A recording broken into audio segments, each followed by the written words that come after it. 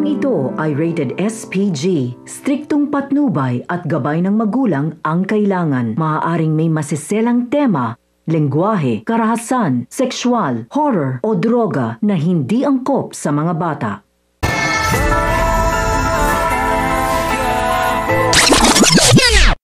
Mga dapat nating abangan sa FPJ's Batang Quiapo. Bago pa man ilipat sa bilibid sina Tanggol ay isang putok ng baril ang bumulaga sa kanilang lahat. Habang kasalukuyang ini-interview si Suarez ng mga media. Kung kahit isang malaking palaisipan ito sa kapulisan at sa press kung sino nga ba talaga ang may gawa nito. Hindi naman mapigilang mapaisip ni Tess matapos niyang makita na magkahawak ng kamay sina Rigor at Lena. At imbis na siya ang protektahan ni Rigor ay mas pinili pa nito si Lena. Sa kabilang banda, bago pa man makarating sa bilibid sina Tanggol ay agad namang tinimbrihan ni Olga ang kanyang koneksyon sa loob.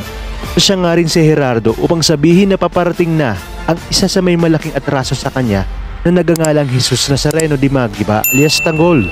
Kung kaya't handa umano siyang magbayad ng malaking halaga para sa ulo ni Tanggol.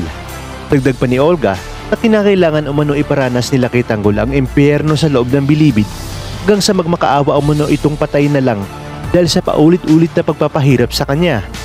Sasabihin naman ni Warden na masusunod ang lahat ng utos ni Olga basta't huwag umano nitong kalimutan ang malaking halaga ng pera. Nalingid nga sa kaalaman ni Olga na tapat itong si Gerardo kay Ramon dahil sa laki ng utang na loob nito kay Ramon dati.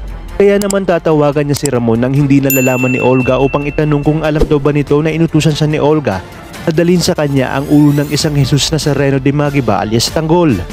Kung kaya't dito laking gulat ni Ramon dahil anak niya ang binanggit ni Warden. Lalo na nang malaman niyang nasa bilibid ito.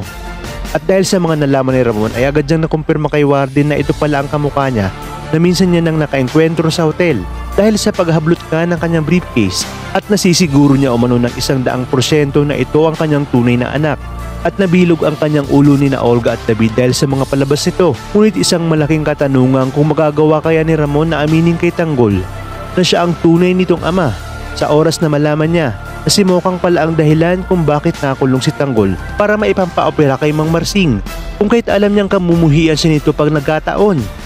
Kaya naman kapamilya, tutok lang dahil marami pa tayong dapat abangan dito lang sa pambasang teleserye ng Sambayanan, ang FPJ's Batang Quiapo.